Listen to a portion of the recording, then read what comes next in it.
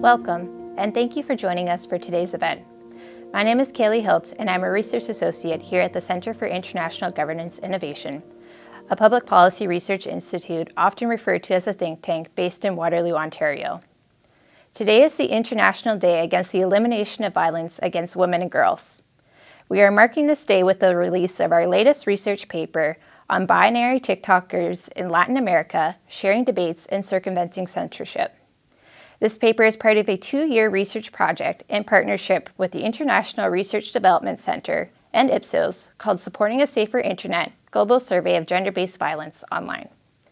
The survey and papers produced under this research initiative will help to develop policy recommendations and navigate shared policy responses that are integral to designing responses to online gender-based violence, whether that be through the regulation of online social media platforms, educational programming, or legal recourse. Today's discussion will focus on how social media platforms use content moderation to reinforce the dynamics of oppression as they pertain to women and the LGBTQ+ community. It is in this context that I am delighted to introduce our speakers. Florencia Goldsman is a cisgender Argentinian feminist journalist who has been living and working in Brazil, Mexico, Guatemala, Colombia, and Argentina since 2010. For the last 5 years, she has contributed to trans-feminist debates through journalistic articles and podcasts. Our moderator for today is CG Senior Fellow Susie Dunn, who is also an assistant professor in law and technology at Dalhousie University. Susie's research centers on the intersection of gender, equality, technology, and the law, with a specific focus on the non-consensual distribution of intimate images, deepfakes, and impersonation in digital spaces. As a procedural matter, this event will be recorded and posted on CG Online for future viewing and sharing. Please use the Q&A function at the bottom of your screen to ask questions at any point throughout the discussion. We will do our very best to get to as many questions as possible. Thank you, and over to you, Florencia. Thank you very much, Kaylee. Buenas tardes. Hello, thanks for being here. Thanks for CG Online to organize this event and support us. And I will start sharing a short presentation to share more about my article, which is titled Non-Binary TikTokers in Latin America, Sharing Debates and Circumventing Censorship. A little bit more of who I am. I'm a cisgender Argentinian feminist journalist who has been living and working in Brazil, Mexico, Guatemala, Colombia since 2010. For the last 5 years, I have also contributed to trans-feminist debates through journalistic articles and through podcasts. And for the last 11 years, I've been a part of the Take Back the Tech APC's campaign in Latin America. And I am a current fellow for Digital Defenders Partnership, giving accompaniment to human rights organizations in the region. So across Latin America, anti-gender and anti-abortion positions have strongly engaged in efforts to propel reactionary views, anti-gender and anti-rights discourses. That frames my motivations and preoccupations as a feminist journalist activist. In Argentina, Tehuel de la Torre is disappeared, and over the last 7 months, this young trans man is highlighting the danger and violence experienced by individuals who do not meet binary norms and cis sexism. Andrea Gonzalez, a director of the NGO OTrans, a trans woman, was murdered in the middle of the street in Guatemala City last June. Marielle Franco, a lesbian Black Brazilian politician, was murdered in 2018, some months after I moved from Brazil to Guatemala. And all over Latin America, the right for free, legal, and safe abortion is still forbidden. Access to free abortion for all the people who are able to become pregnant is a fact just for a few countries, like Argentina, Uruguay, Cuba, and some states in Mexico are the exceptions. During the first months of the COVID-19 pandemic, social movements such as the feminist and the LGBTQ+ groups that had taken to the streets had to back down due to health protection. as well as due to the increased militarization and surveillance that were enforced under the umbrella of actions from local governments during lockdown. Hence, social movements were forced to operate online. In this context, not all people are in equal position to express themselves and organize freely in the digital civic space.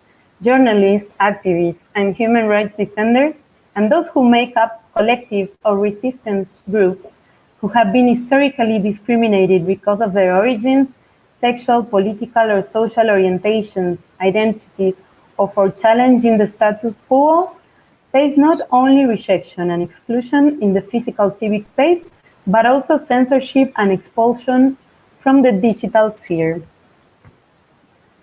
Before I continue with this presentation, I'd like to address some definitions provided by LGBTQIA Resource Center Glossary at the University of California. It is important to affirm that the terms and definitions are always evolving and changing, and often mean different things to different people. These are not universal definitions. They appear in the paper, so I'd like to mention them here. Cisgender, as a gender identity or performance in a gender role that society deems to match the person's assigned sex at birth. The prefix cis means on this side of, or not across, a term used to highlight the privilege of people who are not transgender. Gender, a social construct used to classify a person as a man, woman, or some other identity, fundamentally different from the sex one is assigned at birth. Intersectionality, a term coined by law professor Kimberly Crenshaw in the 1980s to describe the way that multiple systems of oppression interact in the lives of those with multiple marginalized identities. And finally, non-binary, a gender identity and experience that embraces a full universe of expressions and ways of being that resonate for an individual moving beyond the male-female gender binary. It might be an active resistance to binary gender expectations and or an intentional creation of a new unbounded ideas of self within the world.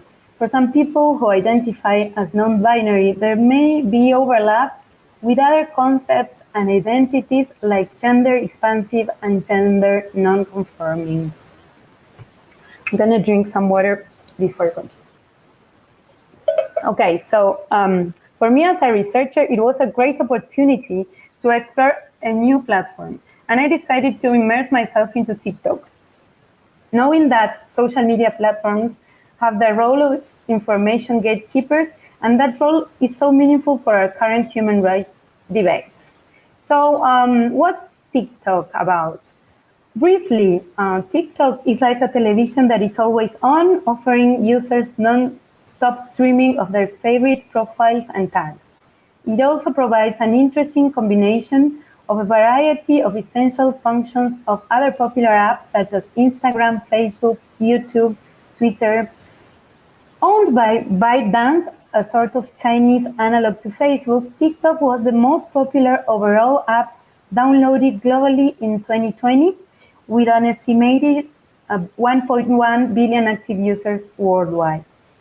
Unlike other social networks where you only consume the material of those people who you follow, TikTok's algorithm shows you content from people who you may or not follow. That is why the landing page is called For You. It is what the algorithm has curated for you to like. The content of a person who lives in a neighboring country may be shown to users unexpectedly, and they may choose to follow it or discard it. However, there is an alternative to transcend the boundaries of the follower system. On the other hand, I have to say that TikTok's business model, which is often linked to data markets, it's a black box. And there are no opportunities to try to understand the possible bias of an algorithm. Attempting to open the black box and discuss the decisions that a corporation such as Twitter or TikTok makes and how it performs its role as a gatekeeper, it's a kind of impossible task. The proprietary and extractivist nature of these platforms closes the door to access to the logic behind them. Still, I found some ways to analyze TikTok in a critical way by looking at their historical ways of behaving in regards to censoring LGBTQ plus expressions in other countries, but also by reading their community guidelines, which are usually related to content moderation. So what is allowed to be said, shown, and expressed should be abide by those rules, often dictated by a male bias.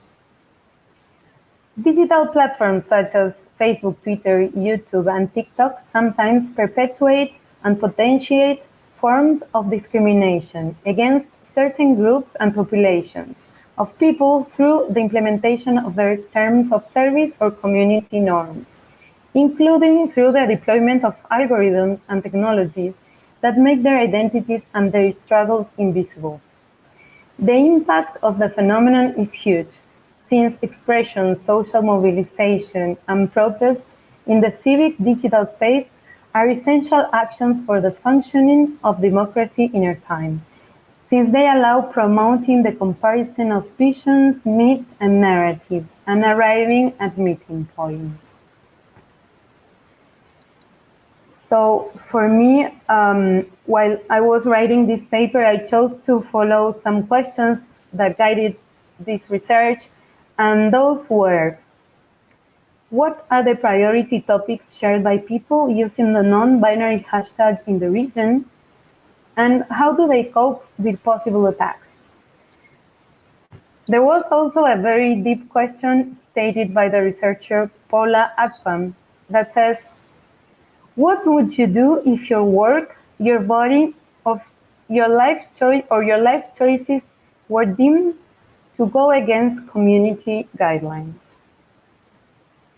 So these questions were present throughout the selection of 50 videos that I decided to analyze in detail. In order to organize, interpret, and interconnect meaning among the different posts and to highlight the findings, I've decided to create 5 categories to explain what I found. I will just share 3 of them. The rest of them are available in the paper for you to read. So the first one, I called it transition rituals. This category was created to define a series of videos with content composed of multiple visual, photographic, and musical resources to express the identity change in people tagging themselves as no-binario, non-binary, and especially for those who consider themselves trans people.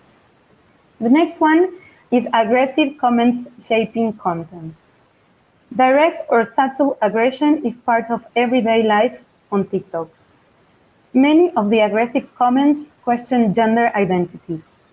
There are insults and expressions of contempt that try to strengthen the identities assigned at birth, with allusions to biological sex, statements such as "you will never be a man or a woman," as well as religious allusions that refer to offenses to God. As a result, some TikTokers' accounts are extensively dedicated to creating content from the aggressive and hurtful comments they've received. Many users use well-founded explanations, but they also exploit the irony and humor that the platform offers as a meme-generating and content viralizing machine. Circumventing censorship with creativity. It is also very notable how the community modifies words considered likely to be subject to censorship by exchanging vowels for numbers. For instance, aborto instead of abortion, placer instead of pleasure, masturbación instead of masturbation. So, as Waldman states, queer culture and queer language is erased or replaced with emojis or symbols because using certain sexually tinged words triggers algorithm moderation. So to sum up, although social networks are spaces for expression, freedom, and public debate, They also justify censorship and gag expressions and content from an arbitrary point of view, which most of the time is not aligned with international human rights laws. As a latest report published by Article 19 that I will refer during this presentation also states, the fact that the private companies censor content or block accounts and profiles also has a direct impact on the right to equality, social mobilization, and access to a free flow of information. In addition, these types of actions are detrimental to social demands and expressions, since their effects are more abrupt and devastating when they are carried out against groups or populations in situations of greater vulnerability. So this is my presentation. Thanks for being here, and well, we will continue.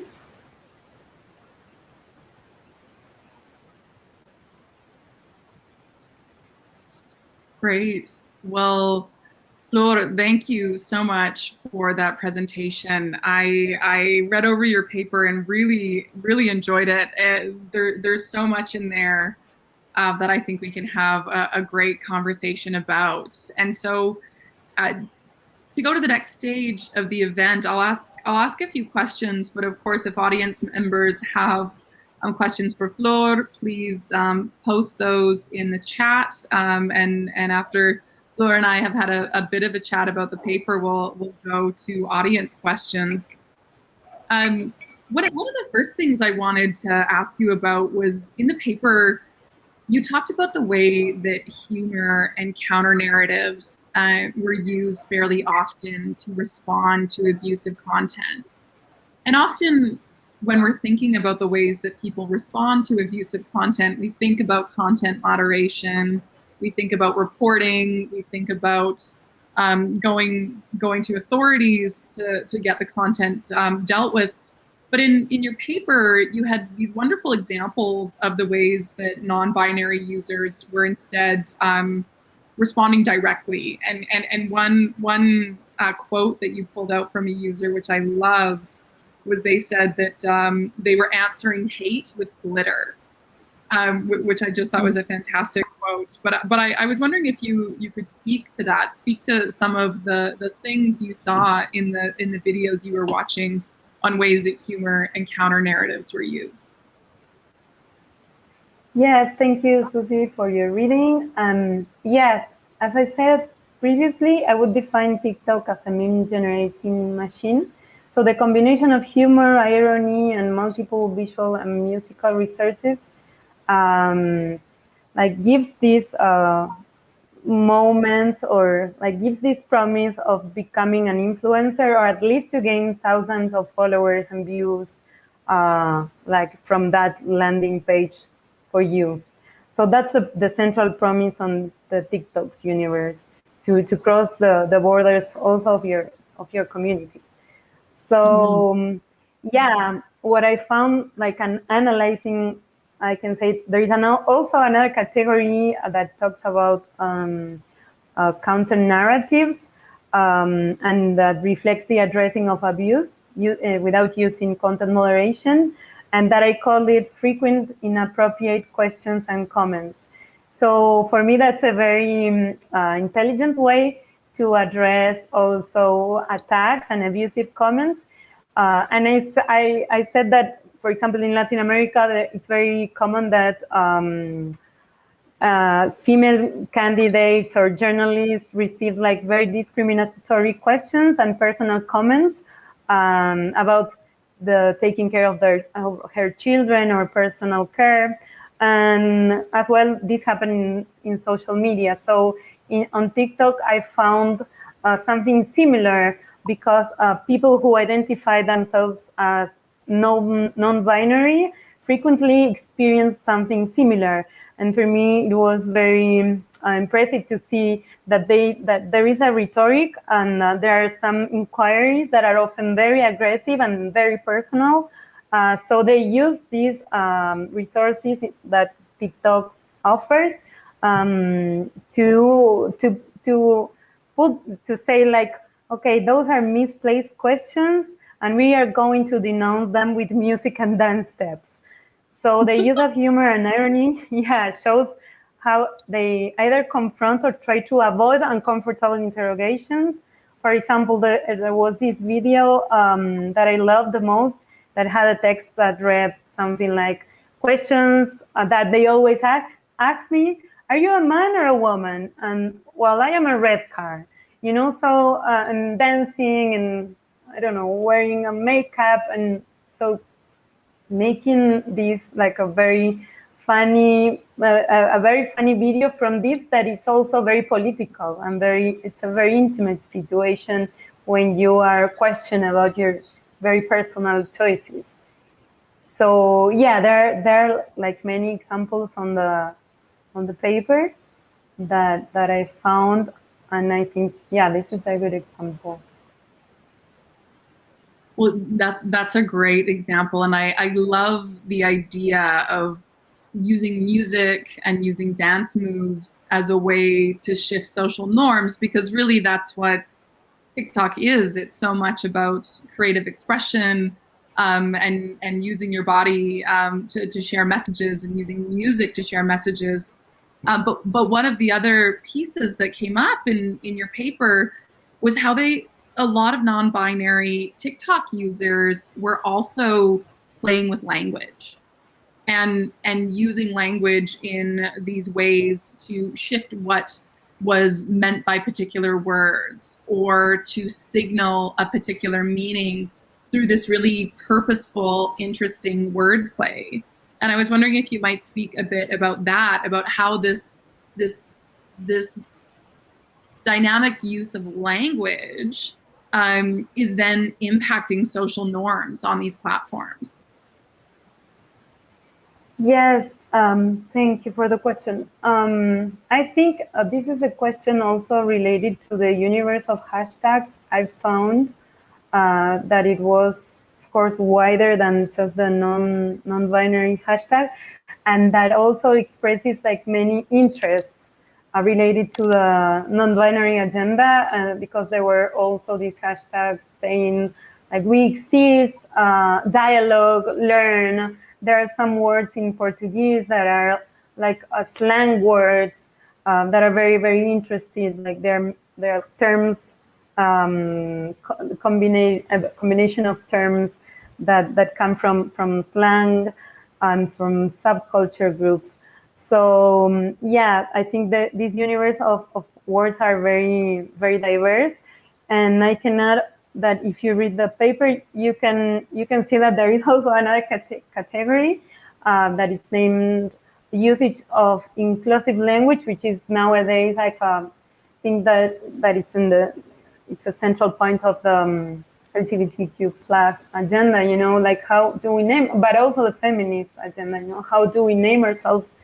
How do we name violence? Because if we don't name it, it doesn't exist, and we have to start calling all these things that we perceive from ourselves, but also like the violence, the very specific ways of forms in which suffer violence.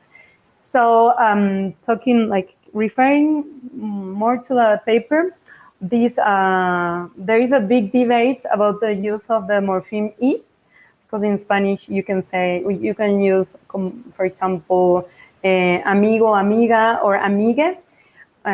So in the paper, I'm referring to compañere, which is like companion, and all the controversies that this purposeful use of language generates today in many public spaces, not also social media, but also schools, university, in the traditional media, and in many other spaces where people still resist new ways of naming different identities.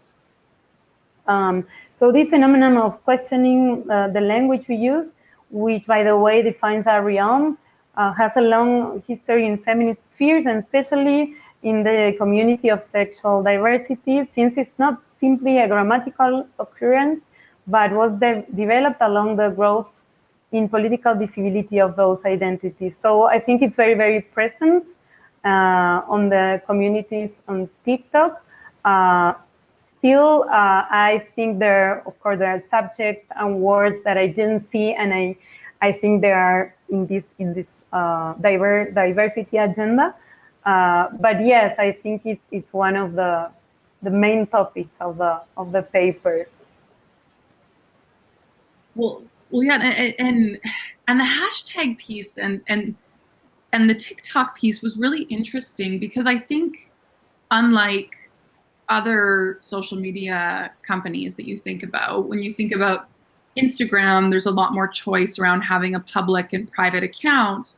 And TikTok, you can have a private account, but it really strikes me that TikTok is meant to be public facing. It's meant to be more randomized. It's not meant to be about a particular following group. It's more of a global audience in many ways. And one of the pieces in your paper that you were talking about is this idea of using hashtags to become more public. And the quote that I thought was really interesting was that you said, "It seems that when users include a hashtag with their video or post, they're choosing to make an opinion public."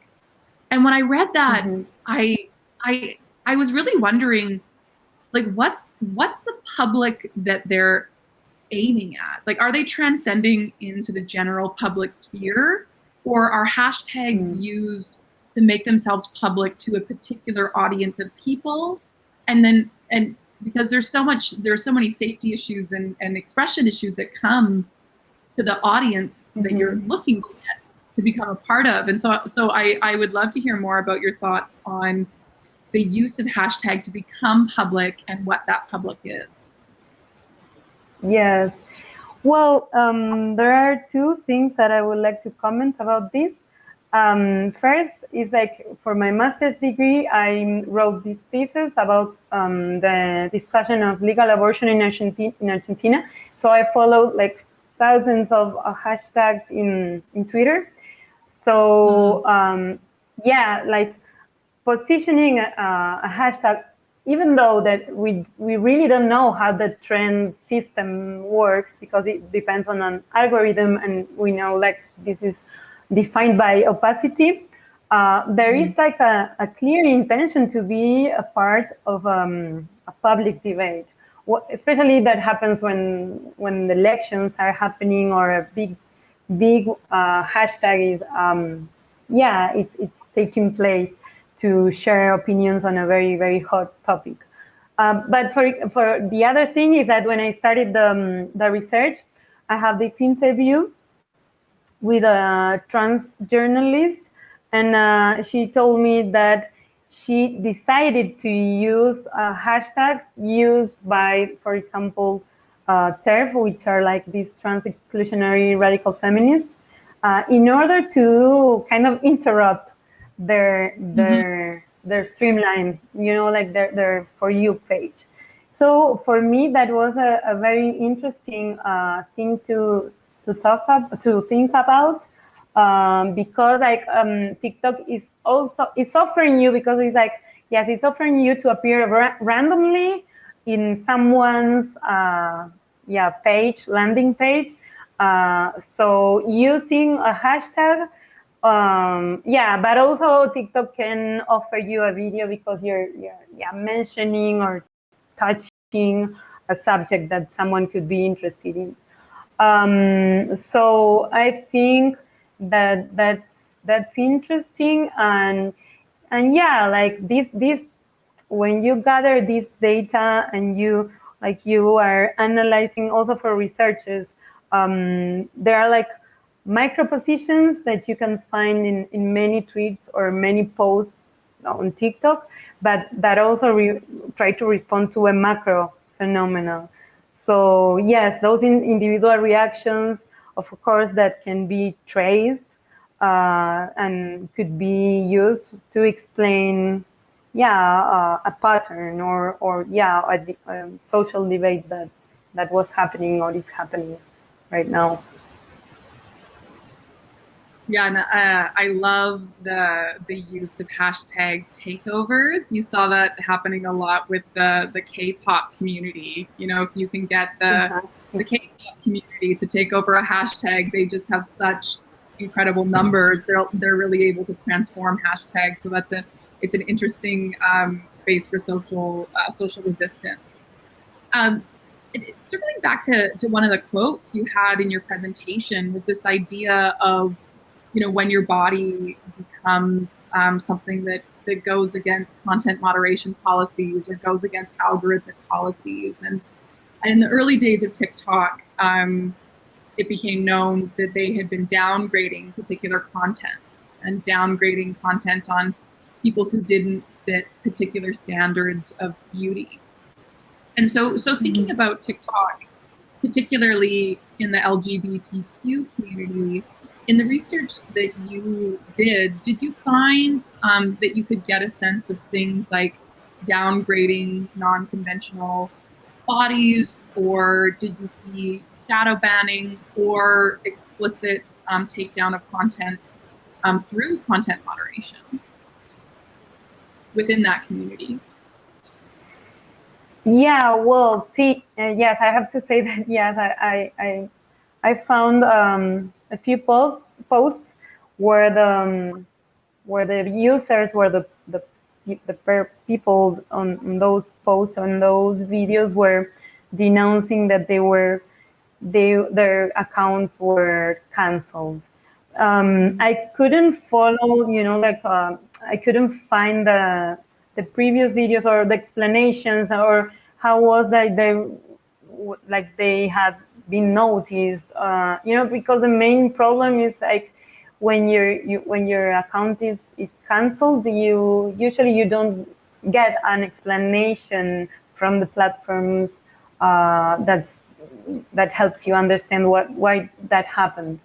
But for sure, for me, I remember this post on a trans man saying, like, yes, because of showing his transition. There's like many posts that are about mastectomies or the use of binders. So because of that, like TikTok was confused about if that person was showing a part of the body that shouldn't be showing. But also it's a big thing. It's a big part of their discussion, these transition rituals, these physical changes. I found it like very special, the way they share, and also they're sharing knowledge, and they are, yes, as I was saying before, it's very interesting to see that some of the hashtags that they use are related to learn, to exchange knowledge, exchange experiences that they're going through. And sometimes, they're trying to build this community where yes, you're experimenting like big, challenging changes in your body and in the way you see yourself and you present yourself. And yes, and you're trying to share that experience. But they were saying, well, TikTok censored my previous video, and I want to demonstrate that I'm a man, or I know that I am a woman, so for me, you can see like what happens after a person suffered like censorship, because the previous videos have been canceled or deleted. So yes, I think it's very common to hear and to see, and also the uses of this exchanging vowels for the common letters. It's also this strategy to avoid being banned and avoid being attacked or censored. So yeah, I think it's like it's a common experience.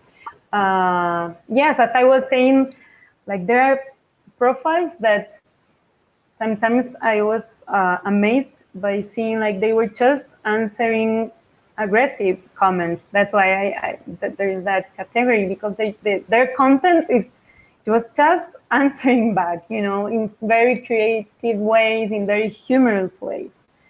So yeah, I think that's why I wrote that violence is happening, and yeah, it's kind of shaping the atmosphere, even though you can find counter narratives and many very creative ways of responding. Yeah, so I think I don't know if I've been very precise with my answer. No, that's great. No, that is really helpful, and I think one of the things that you're saying, is that TikTok obviously is not just a place of entertainment, but it's a place for knowledge exchange, particularly in this non-binary and trans and queer community. And it made me think of, one of the principles of the feminist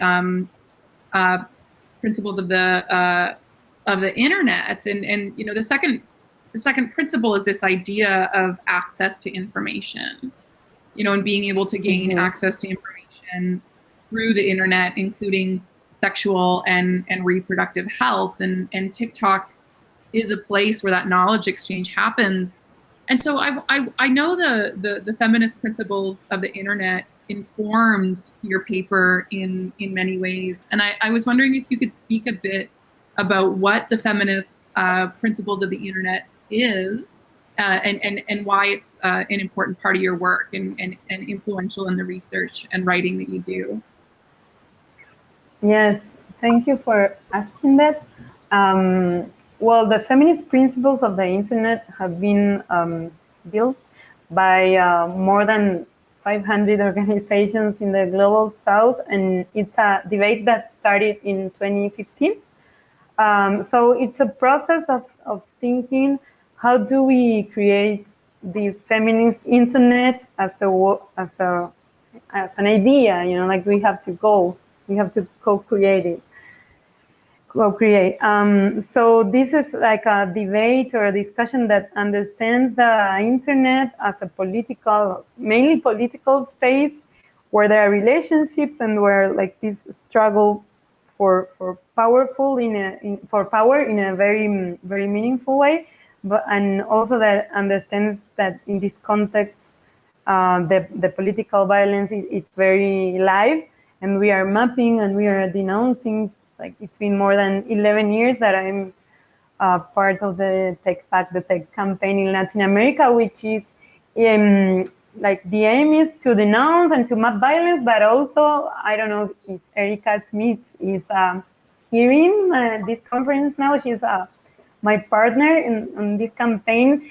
But we also try to have fun and enjoy, because it's not just a matter of denouncing the violence and the attacks. It's also to like take back the these tools and find what's the meaning for you. What do you enjoy when you are on the internet, when you learn how to use a new tool, when you free software system on your computer, when you do it with friends.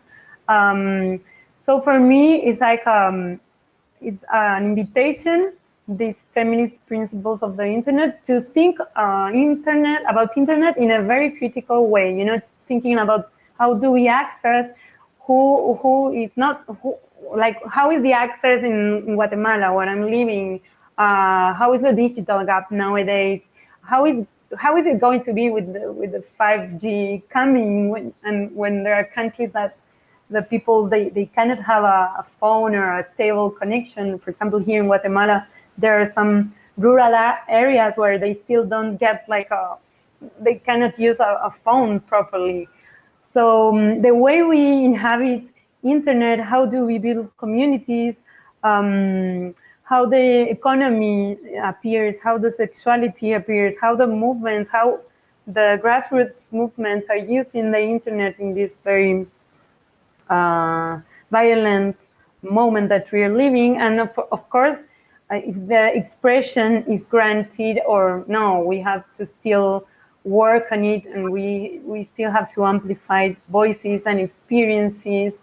So yeah, for me, like, these principles were an orientation, in special when talking about freedom of expression.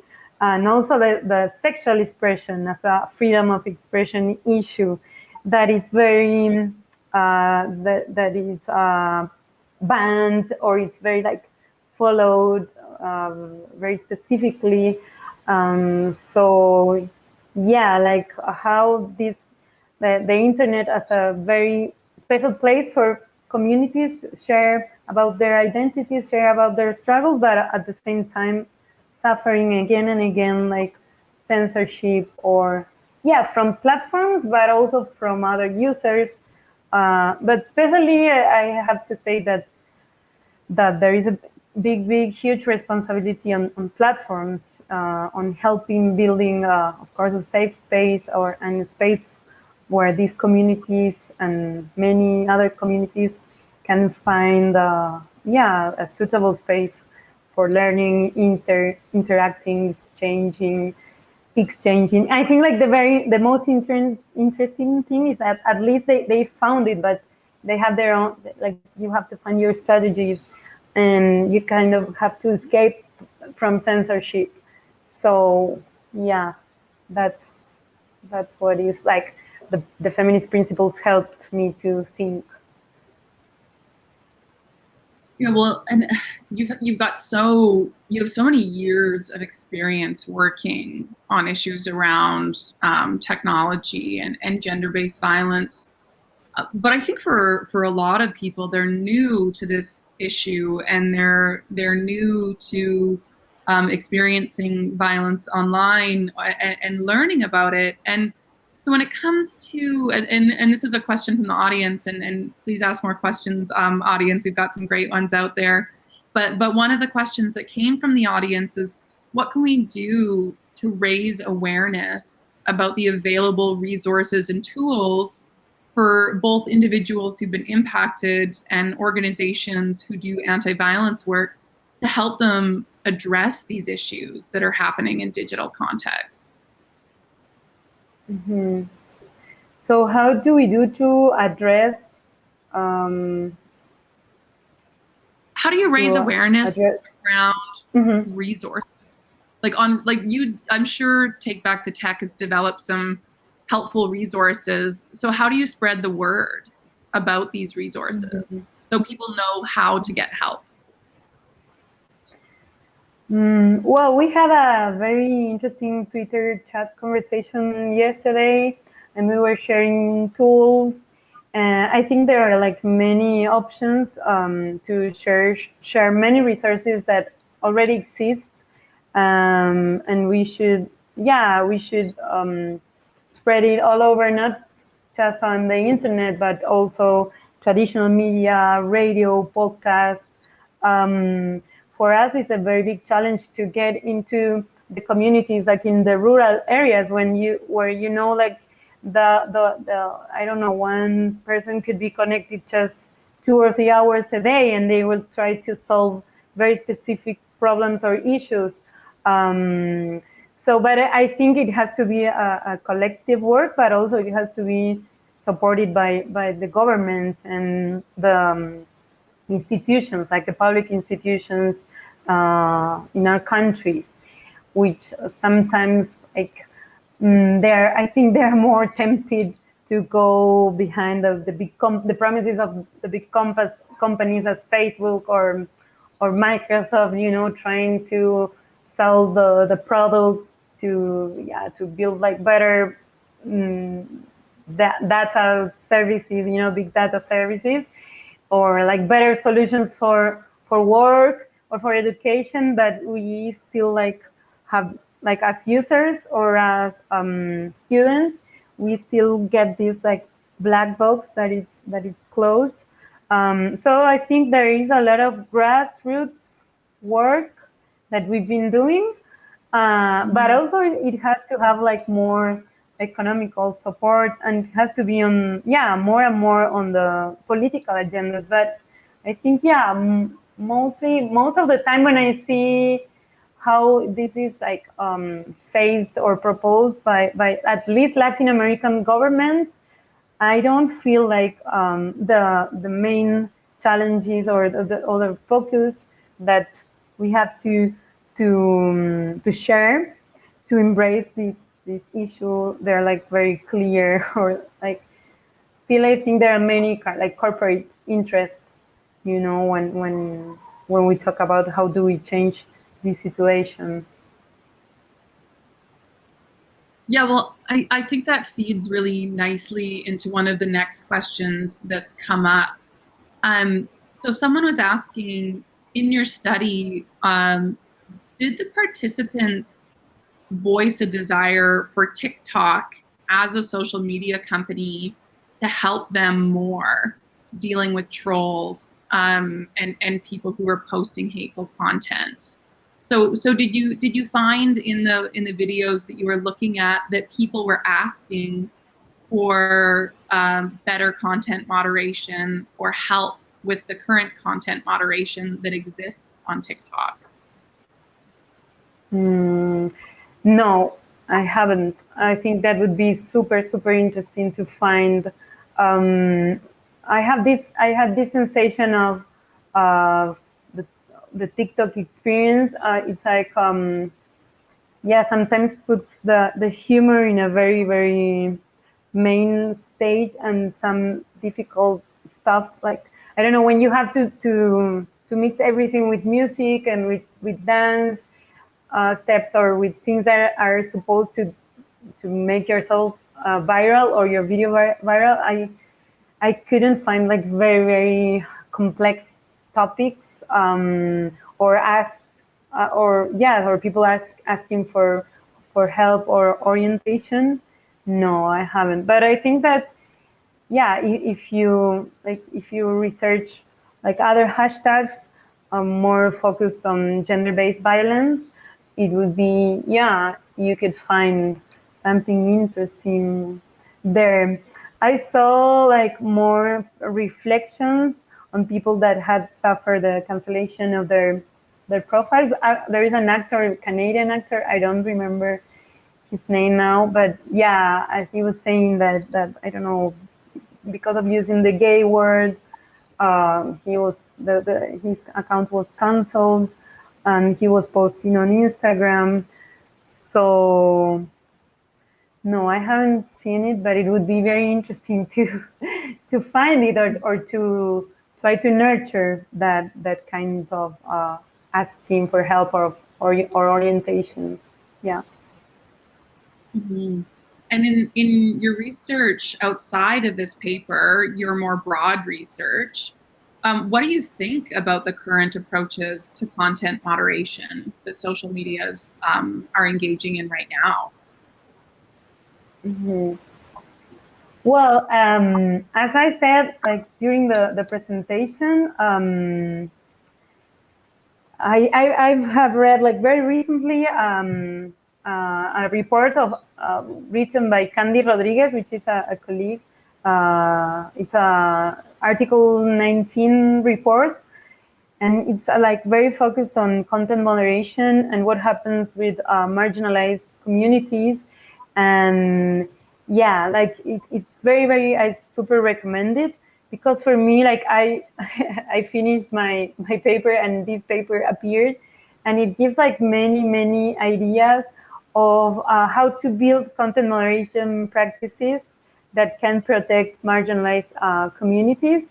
And like of course, it's like asking the people that come from those communities if they feel they're represented, if they feel like their main topics are respected when they talk about them, when they post about them. It was a very amazing testimony that there was a person from a territory in Mexico speaking, from a Zapoteco community, that they have their own language in Zapoteco, and they were saying, like, we just posted about rain, sun, and clouds, and they censored us. So it is still a huge challenge for these platforms to get to know more about local languages, you know, and especially in Spanish, that we have many regional ways of speaking.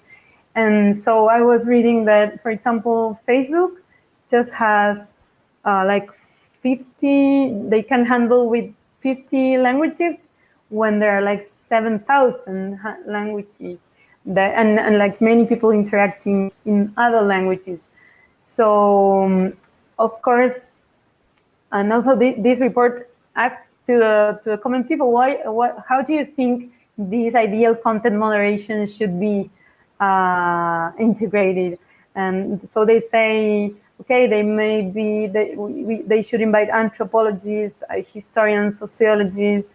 They need to explore more, and they need to understand there is a universe of expressions that if you automatize, or if you, like I wrote in the paper, like if you hire people that they are in Ireland trying to understand Latin American communities and what's happening in a very specific community, of course you will have people that are going to be banned in a very unrespectful way, because as I was saying, and it's been reported by many researchers, like they just cancel the accounts, and you don't get like a good explanation of what happened, when are you going to recover your account, which was the reason, were you flagged by someone, or by like you suffered a massive attack. So I think we have a long way to go, but yes, like I want to read like just a short quote. She said, that person from a territory, for a defender for territorial rights. She was saying, how you look, how you express yourself is something that the algorithms make invisible. So I think that also represents the non-binary community, and like these new terms they are sharing, and they are trying to show the uses that represents the uses of language that represents themselves. So I think that these platforms have a very hegemonic view of people and of languages, and the world is like very small, like it's represented in a very biased way. So there is a lot to do. Yeah, and I think what you're mentioning is one of these real problems with the internet, is that we have not just national or regional issues that are unique to us, but even community-based. But yet it's a large global issue, and it's deeply interconnected. And these smaller communities often get misinterpreted. I saw that you cited R.E. Waldman's work, where he had said he had done research looking at the ways that people who are in non-heteronormative sexual relationships, their content is more likely to be taken down if you're not expressing sexual expression in ways that is understandable in this particular way. But we're running out of time. We have one last question that I'll ask. So the final question is, understanding that this is an international issue, how are ways that, for example, Canadian organizations can work effectively with organizations in Latin America who are addressing these issues on tech violence? How would be a good way to interconnect in between countries? Well, I think this is a beginning, because I'm very proud of sharing like what we've been experimenting during the last 2 years. That was like very, very tough for us.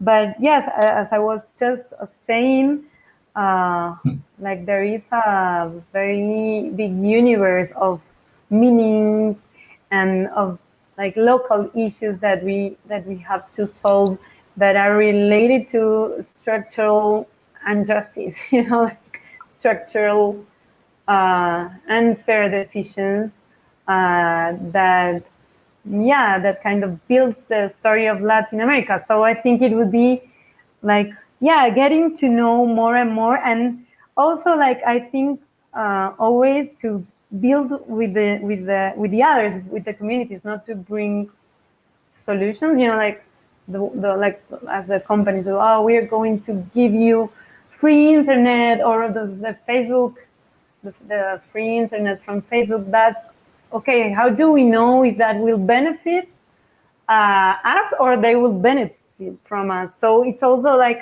for me, it's a matter of helping building this very critical awareness that I actually do, because I do work on the field. I do work as a trainer, but not just training on how to use tools. It's training on how the internet works and what's that part of the economical and political issues that we have to understand if we want to change the situation we are living.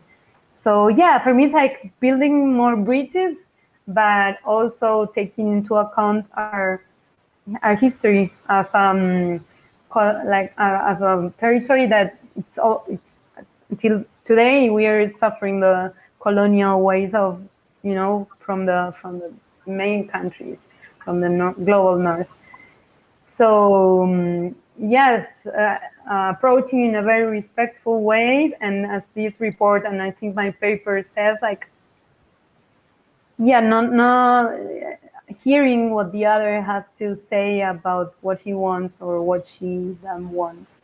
So I don't know if you do like a policy that Canada should, or the institutions should follow, but of course I think it's related to widen the hearing possibility, the understanding, the dialogue, the exchanging. No, I think that's great, and I know the Take Back the Tech is organizing a fantastic campaign on the 16 days to end violence against women, and that link will be shared with our audience members. But I just wanted to say thank you so much, first, for your time today and such insightful comments, and for writing such a meaningful and timely paper. So thank you so much, Florencia. And I'll make a few announcements before we run off, just about some of the other CG work that's coming up. So Florencia's paper is available. A link will be shared with the group. And more largely on this project, online gender-based violence, we have several papers that were previously published. One's an overview of tech-facilitated gender-based violence. Another is looking at the legal landscape in Kenya, Chile, and South Africa on the non-consensual distribution of intimate images, and some other great articles on building a feminist internet and talking about the ways that women are silenced online because of gender-based violence. And there's other videos that you can watch on these topics as well, including a video on non-consensually shared images and one on deepfakes that you can see. And if you want to keep up more regularly with CG's work, there is a newsletter you can sign up for, the link of which will be shared with the group. And thank you so much to all of the organizers for CG for inviting us and putting this event together. And I look forward to speaking with all of you in the future. Thanks so much.